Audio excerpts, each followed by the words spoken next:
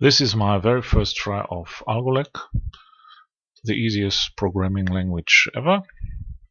You can now download a trial version from my homepage www.algolok.de. Yes, it's from Germany. Go to my homepage and click on download, and there download the zip file ALGOLOK very first try.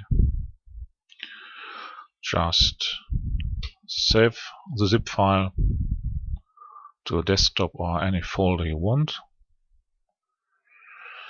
and then extract the files. You see there's no installation needed. You just need ALGOLOK exe and the 3 folders.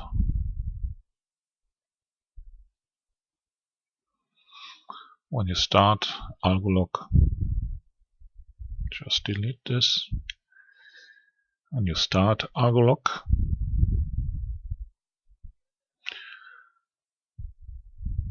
it should oops, it's too big for my camera. I must shrink it a little bit. It's all done with Visual Basic Express. I'm no professional programmer, so it took me a very long time to do it.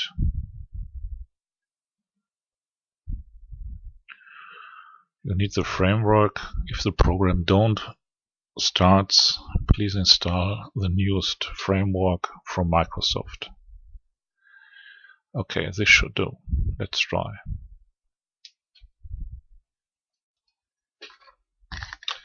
You see 4 major areas which are adjustable via a GNUPSI. Move the GNUPSI with the left mouse. In the upper left area,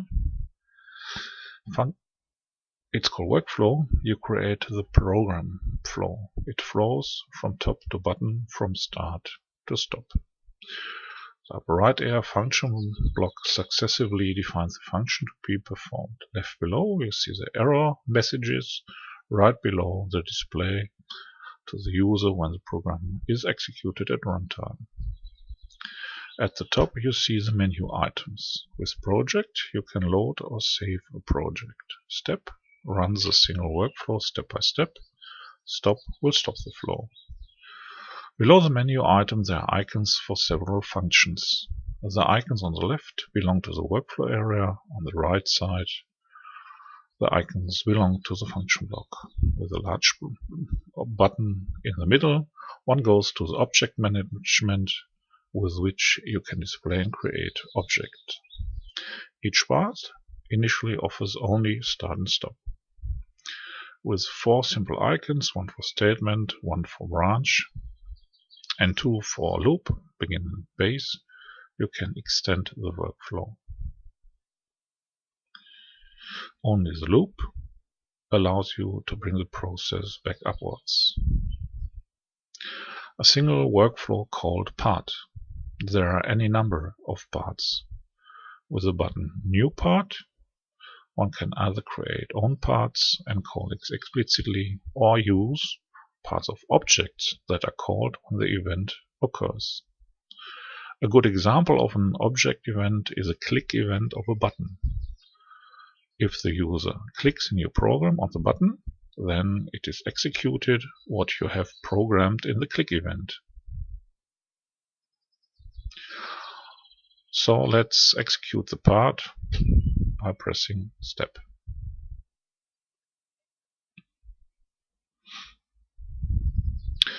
The steps start and stop are executed, but nothing else happens.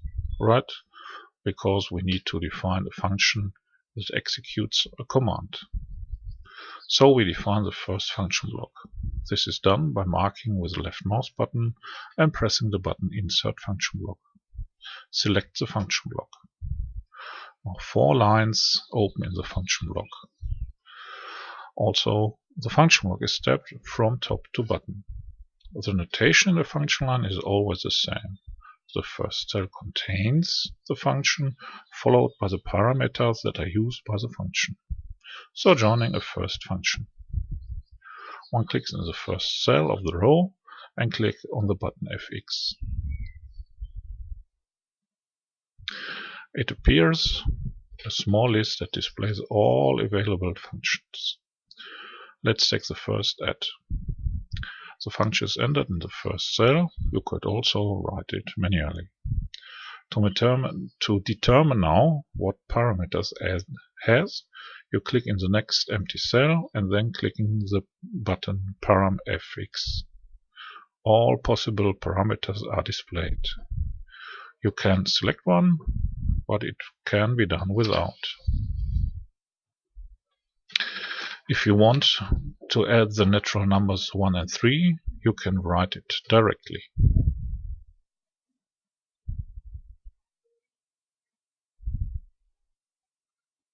After leaving the cell, the size of the cell is changed. It is as big as its contents. Thus, the first program is finished and we can run it. When we press Step, we see how the part from above is running down. The function block is loaded, but unfortunately we do not see the result. If we want to see the result, we can do it, for example, by defining as an object and display the result on the object. We click on the button Object. We now enter the name Calculator and select the object type. Here it's Surface. It should stand for Windows window.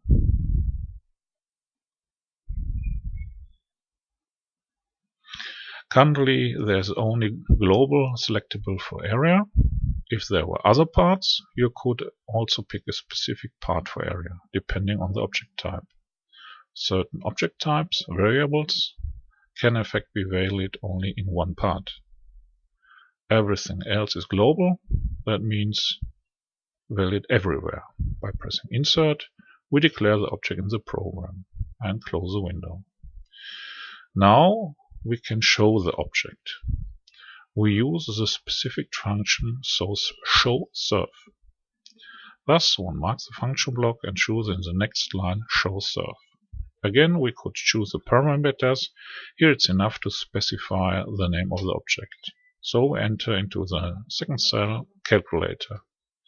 If we run the program, there should appear a window right below.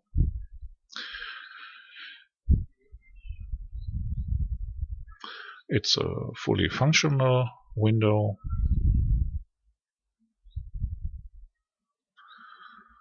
For example, you can move it with a mouse. The first program runs. But where's the result? We have to show it in the window, perhaps here at the top of the window. Therefore, we use an object variable. With the definition of an object, there are also all possibilities of the object available. You can use the object variables through a function. Here the object variable text is to be filled. That is the title of the window. I'm still unsure how I should show the function variables of an object suitable. Here, however, we now use the function setContent. In this function we need to name the parameters. The parameter text is an object variable, therefore I use the parameter object_var.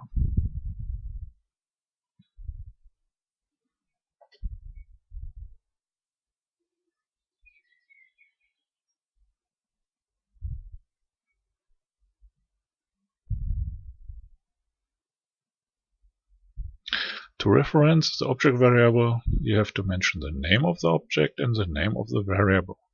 I decided to use a point notation, so write down calculator point text.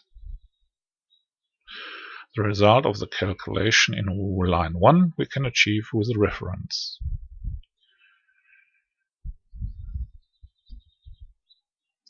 For this, I press the hash key and click in the first row. Hash first row. In the cell now hash 1 appears, and this is substitute for the line result of the row 1. You see, unfortunately, some syntax is required. If you see an easy way, send me your ideas at info@algolok.de. Now we run the program and the result should appear as desired.